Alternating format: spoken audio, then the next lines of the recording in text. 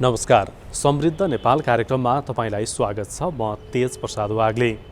दर्शकवृन्द, यो कार्यक्रम मार्फत हामी देशमा विकास निर्माणको अवस्था, राष्ट्रिय प्राथमिकतामा परेका योजनाका साथै प्राप्त उपलब्धि र समृद्धिको सम्भावनाबारे विभिन्न कोणबाट तथ्यगत जानकारी प्रस्तुत गर्दछौँ।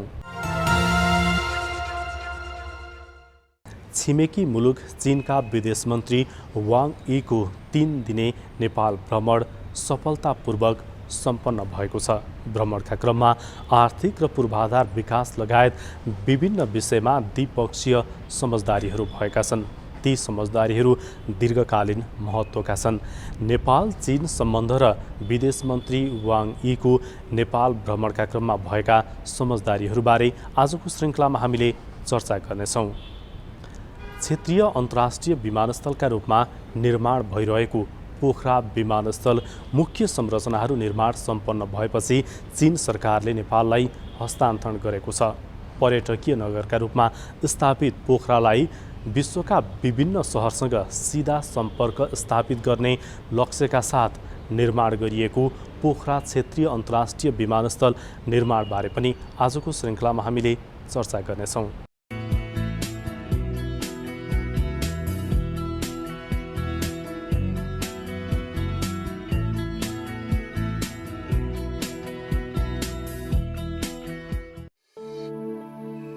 जनवादी गणतन्त्र चीनका विदेश मन्त्री वाङ यीको नेपाल भ्रमण गत आइतबार सफलतापूर्वक सम्पन्न भएको छ। दक्षिण एसियाली मुलुक पाकिस्तान, अफगानिस्तान र भारत हुँदै शुक्रबार उहाँ नेपाल आइपुग्नु भएको थियो। चीनको स्टेट काउन्सिलर समेत रहनुभएका विदेश मन्त्री वाङ चीनको राजनीतिको केन्द्रीय शक्तिशाली भूमिकामा हुनुहुन्छ।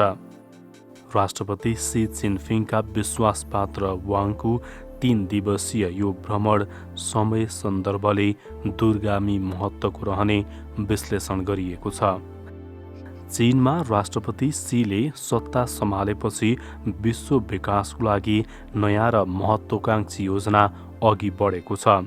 बेल्ट एन्ड रोडको नामले परिचित यो परियोजनाले चीनलाई बाँकी विश्वसँग नयाँ ढङ्गले जोड्दैछ। नेपाल 5 वर्ष अघि नै BRI-मा प्रवेश गरिसकेको छ र यस बीचमा BRI सम्बद्ध परियोजनाहरूको प्रगति भने सन्तोषजनक हुन सकेको छैन। सम्झौताको मुख्य आकर्षण नै अन्तर्देशीय रेलमार्ग अध्ययन हो। काठमाडौँलाई चीनको स्वशासित क्षेत्र तिब्बतसँग जोड्न काठमाडौँ केरुङ रेलमार्गको सम्भाव्यता अध्ययनको लागि चीनले नेपाललाई प्राविधिक सहायता सहयोग गर्ने समझदारी भएको छ। सम्झौता कार्यान्वयनमा आएसँगै भूपरिवेष्टित देश नेपाल रेलको नयाँ युगमा प्रवेश गर्न अग्रसर हुनेछ। उत्तरी छिमेकी चीन नेपालको विकास साझेदार भएको कारणले गर्दा नेपालको विकास र समृद्धिमा चीनको विशिष्ट योगदान रहँदै आएको छ। अहिले गत वर्षको प्रत्यक्ष वैदेशिक लगानीको तथ्याङ्क हेर्ने हो भने सबैभन्दा बढी प्रत्यक्ष वैदेशिक लगानी चीन सरकारकै छ। त्यस कारणले चीनले नेपालको विकासमा सधैँ सहयोग गर्दै आइरहेको छ। नेपाल र चीन सरकारको बिचमा विभिन्न समयमा विभिन्न विकास निर्माणका समझौताहरू भएका छन् र परियोजनाहरू पनि अगाडि बढिरहेका छन् र कतिपय परियोजनाहरू चाहिँ हस्ताक्षर भएर पनि अगाडि बढ्न सकेका छैनन्। खास गरी हामीले चाहिँ करिब 5 वर्ष अगाडि BRI-मा हस्ताक्षर गऱ्यौँ, तर BRI अन्तर्गतका परियोजनाहरू नेपालमा अगाडि बढ्न सकेका छैनन्। त्यस कारणले त्यो प्रश्न गर्न चाहिँ सकिन्छ, तर कुनै पनि देशको कूटनीतिक सम्बन्धलाई एउटा परियोजनाको आधारमा मात्रै हेरिनु हुँदैन। नेपाल र चीनको सम्बन्धको मापदण्ड भनेको BRI र BRI अन्तर्गतका परियोजनाहरू होइनन्। नेपाल र चीनका बिचमा यति प्राचीन, यति घनिष्ठ, यति आत्मीय र यति बहुआयामिक सम्बन्धहरू छन् कि एउटा कुनै परियोजनाको आधारमा मात्रै मूल्याङ्कन गर्नु चाहिँ अपूर्ण हुनेछ। तथापि नेपाल र चीन सरकारका बिचमा BRI अन्तर्गतका परियोजनाहरू होइन, अहिले जति पनि 9वटा हस्ताक्षर भएका परियोजना र सम्झौताहरू छन् ती चाहिँ नेपाल र चीन सरकारका बिचमा द्विपक्षीय सम्बन्ध र द्विपक्षीय सम्झौताहरू भएको कारणले गर्दा र नेपाललाई चीन सरकारले जसरी द्विपक्षीय सहयोगको उनीहरूको चाहिँ रकम पनि अभिवृद्धि गरेको छ र विभिन्न परियोजनाहरू पनि हस्ताक्षर भएका छन् र त्योभन्दा पनि महत्त्वपूर्ण चाहिँ नेपाल र चीनका बिचमा जुन खालको एउटा विश्वासको वातावरण सिर्जना भएको छ र यो विश्वासको वातावरण सिर्जना भएपछि अरू थप परियोजनाहरू लागू गर्नेदेखि लिएर नेपाल र चीनका बिचमा सम्बन्धलाई सुमधुर बनाउने दृष्टिकोणले थप सकारात्मक योगदान गरेको छ। नेपाल र चीन बीचको मित्रताको प्रतीकका रूपमा लिएको प्रस्तावित केरुङ काठमाडौँ अन्तर्देशीय रेल मार्गको विस्तृत सम्भाव्यता अध्ययन 3 चरणमा हुनेछ।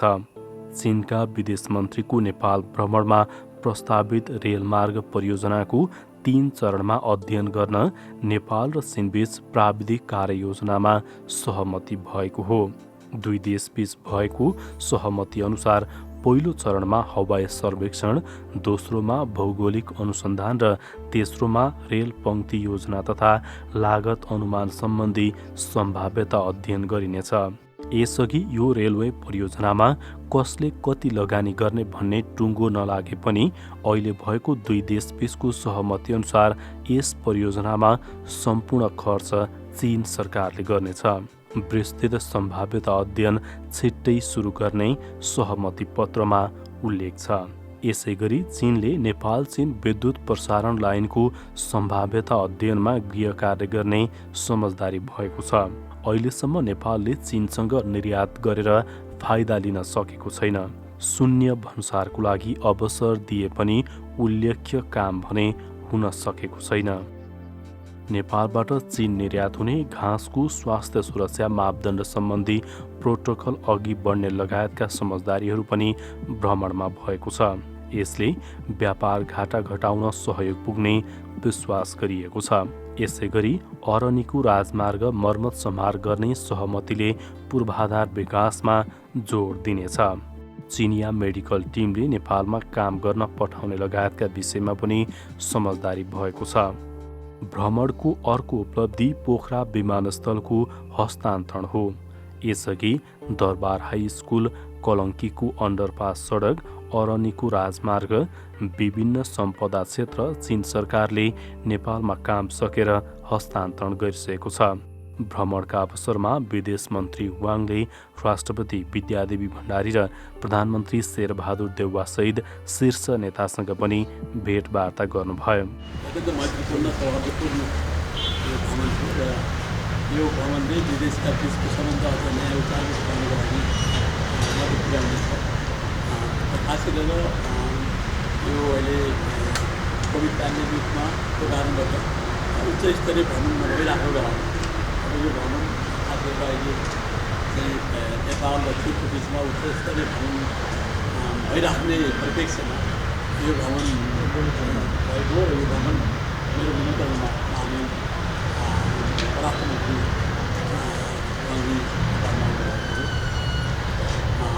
यो भ्रमणको बेलामा हामीले खास गरेर पहिला म र समकक्षी वाङ्गी आज द्विपक्षीय वार्ता थियो।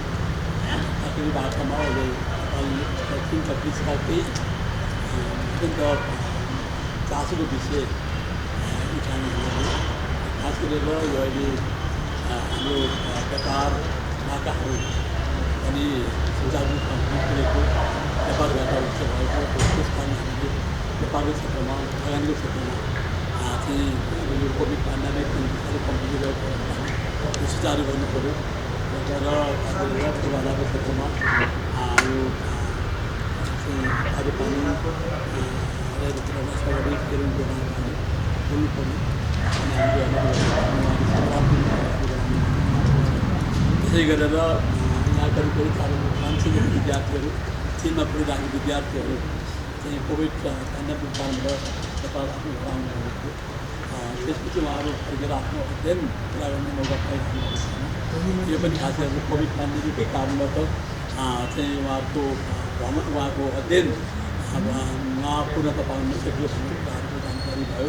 र अब चाहिँ चीनका चाहिँ राष्ट्रमन्त्री चीन काउन्सिलर महामहिम वाङजीले अब चाँडै नै विद्यार्थीहरूलाई पनि नेपाल लाने क्रमको पनि हामी सुरु गर्छौँ चाहिन्छ यहाँ लाने चाहिँ भन्नुभयो। र साथसाथै दुई देशको बिचमा यो हवाई जुनको एउटा लिङ्क एयर कनेक्टिभिटी त्यसलाई पनि सुचारू भयो। अनि आर्थिक सहयोगको क्षेत्रमा विस्तार गर्ने कुरा भयो। विद्युत र चाहिँ रेलवेको क्षेत्रमा विस्तार गर्ने समेत कुनै कुराहरू हुन् र मूलतः यो के भने एउटा सन्देश कि नेपाल चीनको मित्रता अत्यन्त प्रगाढ छ, घनिष्ठ मित्रता छ। यो मित्रतालाई सधैँभरि उच्च स्तरमा लानको लागि यस्ता उच्चस्तरीय भइराख्नुपर्छ र यसले दुई देशको बिचको सद्भाव, मित्रता र आपसी हितका विषयहरूलाई सम्बोधन गर्नको लागि मद्दत पुग्छ भन्ने दृष्टिकोणबाट यो भ्रमण भएको हो। र मलाई लाग्छ यो भ्रमणले नेपाल चीन सम्बन्धलाई र अहिले जुन यो बिचमा कोभिडको कारणबाट हामीले कतिपय चासोका विषयहरू, आपसी हितका विषयहरू उठाउन सकिरहेका छौँ। यी विषयहरू क्रमिक रूपमा गतिशील रूपमा चाहिँ अगाडि बढेका छन् र यी क्रमिक रूपमा सम्बोधन हुँदै जान्छन् भन्ने कुरामा म पूर्ण विश्वास छु। विदेश मन्त्रीको भ्रमणलाई नेपालले आर्थिक पूर्वाधार विकास लगायतका क्षेत्रमा प्रभावकारी सदुपयोग गर्नुपर्ने विज्ञहरूको भनाइ छ। नेपालका दुई छिमेकीहरू दक्षिणी छिमेकी भारत र उत्तरी छिमेकी चीन नेपालका केवल छिमेकीहरू मात्रै होइनन्, नेपालका विकास सहायता पनि हुन्। र नेपालको जुन भूराजनीतिक अवस्थिति छ त्यो भूराजनीतिक अवस्थितिको कारणले गर्दा पनि नेपालले भारत र चीन दुवै मित्र राष्ट्रहरूसँग, छिमेकी राष्ट्रहरूसँग चाहिँ सुमधुर सम्बन्ध राख्नुपर्ने हाम्रो भूराजनीतिक बाध्यता हो। त्यसकारणले नेपालको विदेश नीतिको उच्च प्राथमिकता भनेको छिमेकी देशहरू हुन्। त्यसकारणले छिमेकी देशहरूसँग विश्वासको वातावरण सिर्जना गरेर नेपालको विकास र समृद्धिका लागि छिमेकीहरूबाटसँग चाहिँ आर्थिक कूटनीति मार्फत हैन आर्थिक सहायता हासिल गरेर नेपालको विकास र निर्माणको प्रक्रियालाई चाहिँ अगाडि बढाउनुपर्छ भन्ने विचार चाहिँ प्रधानमन्त्रीले व्यक्त गर्दै आउनुभएको छ। नेपाल सरकारले, प्रधानमन्त्री शेरबहादुर देउवाको नेतृत्वको सरकारले छिमेकीलाई उच्च प्राथमिकता दिएको, छिमेकीसँग विश्वासको वातावरण सिर्जना भएको र छिमेकीहरू दुवै छिमेकी भारत र चीन नेपालको विकास र निर्माणका लागि प्रतिबद्ध भएको र नेपाल सरकारसँग विकास साझेदारी गर्न चाहिँ के भन्दा प्रतिबद्ध भएको वास्तविकता पनि भर्खरै चिनिया विदेश मन्त्रीको भ्रमणको क्रममा भएका सम्झौताहरूले पनि पुष्टि हुन्छ। यो सरकारले छिमेकीहरूको विश्वास जितेर आर्थिक कूटनीति मार्फत नेपालको विकास र समृद्धिको यात्रालाई अगाडि बढाउने कुरामा चाहिँ उपयुक्त नीति अख्तियार गरेको छ र यसको सकारात्मक परिणाम निकट भविष्यमा देखिनै जानेछ। थुप्रै विषयमा चाहिँ द्विपक्षीय हितका विषयमा समझदारी सम्झौतामा हस्ताक्षर भएको छ र समझदारी पत्रहरू सम्झौतामा हस्ताक्षर भएको छ र राजनैतिक तहमा एक किसिमको समझदारीहरू पनि बनेका छ। तर तिनीहरूको कार्यान्वयन चाहिँ अपेक्षित गतिमा हुन सकेका छैन। चाहे त्यो BRI अन्तर्गतका परियोजनाका कुराहरू होस्, चाहे चाहिँ राष्ट्रपति सी जिनपिङ आउँदाखेरि नेपाललाई वार्षिक 3 वर्षको लागि 3.5 अर्ब चिनिया युआन, त्यो अहिले नेपाली मुद्रामा चाहिँ अहिलेको आजको सटक दरको हिसाबले गर्दा 67 अर्ब हुन्छ, वार्षिक 22 अर्बभन्दा धेरै रकम हुन्छ। त्यति ठुलो अनुदान रकम दिएकोबाट हामीले चाहिँ रूपान्तरणकारी आयोजनाहरू छनौट गरेर ती आयोजनाहरूको कार्यान्वयनबाट चाहिँ हामीले पर्याप्त लाभ लिन सक्थ्यौँ। त्यो चाहिँ लाभ लिन सकेका छैनौँ। हामीले त्यो कुराहरू चाहिँ दोस्रो प्राथमिकतामा राख्नुपर्ने विषयहरू ती हुन्। ती सबै आयोजनाहरू के सन्धि सम्झौताहरूको कार्यान्वयन। अनि तेस्रो पाटो भनेको यो कोभिड महामारीको कारणबाट अर्थतन्त्रलाई धेरै नै ठुलो नकारात्मक असर परेको छ नेपालको अर्थतन्त्रलाई। त्यो मध्ये एउटा पर्यटन पनि हो। अनि लगानी पनि अब चिनिया लगानी, चीन चाहिँ सबभन्दा धेरै वैदेशिक लगानी नेपालमा अहिले भइरहेको चाहिँ चीन नै हो। गएको 4-5 वर्षदेखि चिनियाहरू चाहिँ संसारमा असाध्यै ठुलो सङ्ख्यामा घुम्न जान्छन्। संसारको सबभन्दा धेरै पर्यटक बाहिर पठाउने मुलुक पनि चीनै हो। तर त्यसबाट हामीले पर्याप्त लाभ लिनका लागि चाहिँ अब हामीले आर्थिक क्रियाकलापहरू, गतिविधिहरू, एकअर्का बीच आदान प्रदानका कुराहरू पनि छन्, शैक्षिक आदान प्रदानका कुराहरू छन्, राजनीतिक तहमा समझदारी बढाउनका लागि आदान प्रदानका कुराहरू छन्, जनस्तरमा विश्वास बढाउने कुराहरू छन्। ती सबै तहमा चाहिँ ती कुराहरूलाई प्रवर्धन गरेर हाम्रो नेपालको चाहिँ यो गरिबी अनि त्यसपछि गएर यो चाहिँ पछौटेपन, आर्थिक विकासका मुद्दाहरू, पूर्वाधार विकासका मुद्दाहरूलाई चाहिँ हामीले त्यो प्राथमिकताका रूपमा चाहिँ चीनसँग बसेर गर्नुपर्छ। यी सबै काम गर्नका लागि फेरि एउटा त विश्वासको वातावरण नै हो। अनि दोस्रो कुरा चाहिँ त्यो कार्यान्वयनका लागि चाहिँ एउटा बलियो र विश्वासिलो आधार तयार गर्ने हो। नेपाल र चीनबीच सन् 1955 अगस्त 1 मा औपचारिक रूपमा कूटनैतिक सम्बन्ध कायम भएपछि द्विपक्षीय कूटनीतिक सम्बन्धमा मैत्री भाव, समझदारी, आपसी सहयोग र सहकार्य रहँदै आएको छ। विदेश मन्त्री वाङको भ्रमणले नेपाल चीन सम्बन्धलाई नयाँ उचाइमा पुर्याउन सहयोग गरेको छ। दर्शकवृन्द, पोखरा क्षेत्रीय अन्तर्राष्ट्रिय विमानस्थल निर्माणको चर्चा भएको 4 दशक भइसकेको छ। 2074 सालबाट पोखरा क्षेत्रीय अन्तर्राष्ट्रिय विमानस्थल निर्माण कार्य सुरु भएको थियो। पोखरा क्षेत्रीय अन्तर्राष्ट्रिय विमानस्थलको मुख्य संरचनाहरू निर्माण सम्पन्न भएपछि चीन सरकारले नेपाललाई हस्तान्तरण गरेको छ। पर्यटकीय नगरी पोखरालाई विश्वका विभिन्न सहरहरूसँग सिधा सम्पर्क स्थापित गर्ने लक्ष्यका साथ निर्माण गरिएको विमानस्थलबारे रिपोर्ट अब हामी प्रस्तुत गर्नेछौँ। चीन सरकारले प्राय सबै मुख्य संरचना निर्माण सम्पन्न गरेको पोखरा क्षेत्रीय अन्तर्राष्ट्रिय विमानस्थल नेपाललाई हस्तान्तरण गरेको छ। चीनका विदेश मन्त्री वाङ यीले काठमाडौँमा परराष्ट्र मन्त्री नारायण खड्कालाई विमानस्थलको चाबी हस्तान्तरण गर्नुभयो। पोखरामा संस्कृति, पर्यटन तथा नागरिक उड्डयन मन्त्री प्रेम आलेले विमानस्थल निर्माण गरेको चिनिया कम्पनी CAMC र परामर्शदातालाई कदरपत्र प्रदान गर्नुभयो।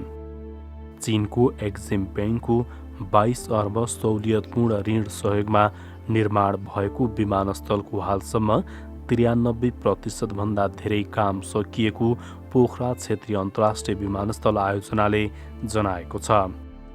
विमानस्थलको मुख्य निर्माण कार्य र यान्त्रिक जडानको काम सम्पन्न भइसकेको छ।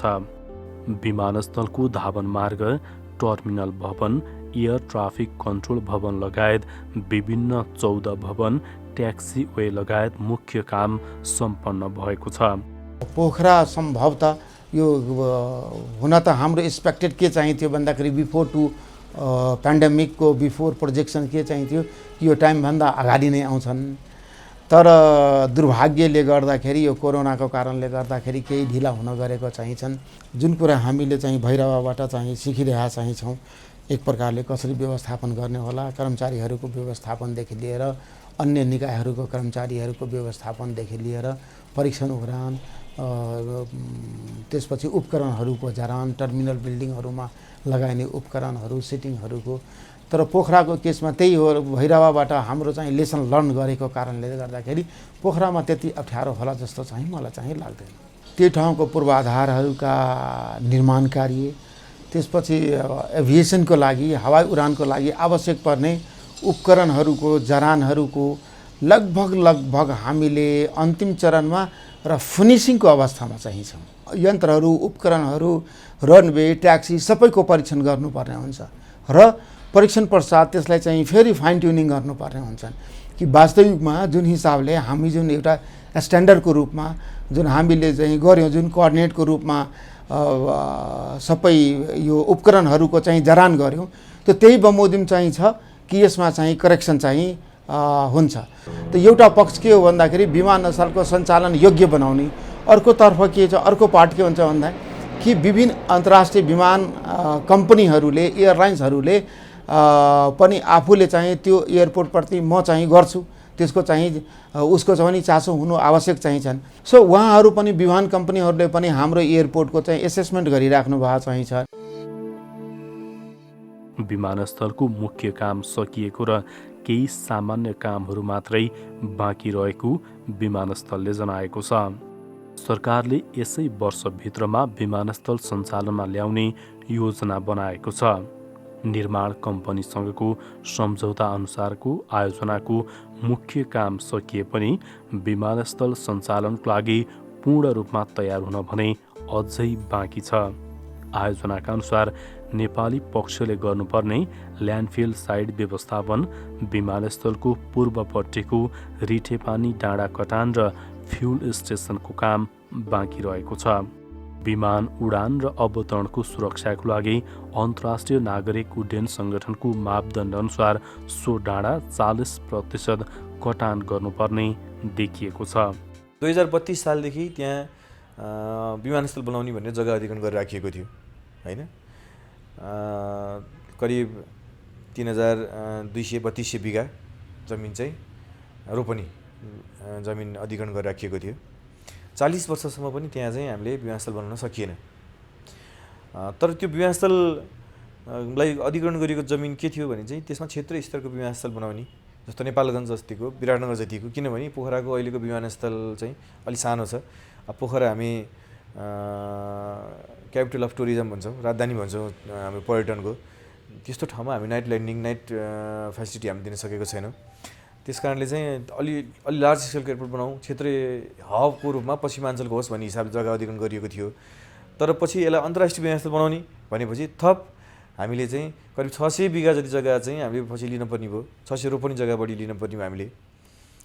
त्यो 600 रोपनी जग्गा पनि लिँदाखेरि पनि धेरै ठुलो चाहिँ अब चुनौती भयो त्यसमा। त्यहाँ स्थानीयको ठुलो अवरोध भयो, मुआवजा कम भयो भन्ने हिसाबले। तर यति हुँदै पनि यी सबै कुराको बावजुद पनि त्यो जग्गा हामी सबै लिएरै हामी यो प्रोजेक्ट हामीले स्टार्ट गऱ्यौँ हैन। र यदि यो कोभिड नभइदिएको भए चाहिँ नेपालमा राष्ट्रिय गौरवको आयोजना समयमा कुनै पनि सकिएको छैन। तर यो प्रोजेक्ट यस्तो प्रोजेक्ट हुने थियो कि यो समयभन्दा अगाडि सकिने योजना हुने थियो। तर यत्रो कोभिड हुँदाखेरि पनि यो प्रोजेक्ट हामी वैशाखमा हामी सक्ने हाम्रो लक्ष्य छ। र पोखरा प्रोजेक्टको आफ्नै चुनौतीहरू छ। अब त्यो अधिग्रहण गरेको जग्गामा पनि हैन, अब सिँचाइका कुलाहरू छन्, थिए भनौँ न, अब बाटाहरू छन् भनौँ न। राष्ट्रिय गौरवको आयोजना यसरी पनि भन्न सकिन्छ, समयभन्दा 6 महिनापछि मात्र सकिएको प्रोजेक्ट पनि यो हुनेछ जस्तो लाग्छ मलाई। पर्यटकीय सहरको रूपमा स्थापित पोखरालाई हवाई सम्पर्कको माध्यमबाट विश्वका अन्य सहरसँग सिधा सम्पर्क कायम गर्न 4 दशक अघिदेखि नै विमानस्थल बनाउने योजना अघि सारिएको हो। लामो समय अघिको योजना 2074मा आएर मात्र काम सुरु भएको थियो। विमानस्थलमा आगामी वैशाखदेखि परीक्षण उडान गर्ने लक्ष्य राखिएको छ।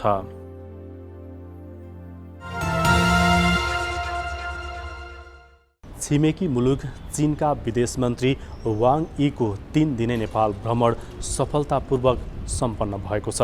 भ्रमणका क्रममा आर्थिक र पूर्वाधार विकास लगायत विभिन्न क्षेत्रमा द्विपक्षीय समझदारीहरू भएका छन्। नेपाल चीन सम्बन्ध र विदेश मन्त्रीको नेपाल भ्रमणबारे आजको श्रृङ्खलामा हामीले चर्चा गऱ्यौँ।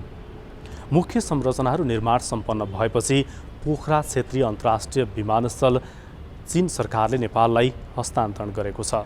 विमानस्थलको महत्त्वबारे पनि आजको श्रृङ्खलामा हामीले चर्चा गऱ्यौँ। आजको लागि समृद्ध नेपाल कार्यक्रमको समय सकिएको छ। यो कार्यक्रम तपाईँ नेपाल टेलिभिजनको वेबसाइट nepaltvonline.com का साथै नेपाल टेलिभिजनको मोबाइल एप र अन्य सामाजिक सञ्जालमा पनि हेर्न सक्नुहुनेछ।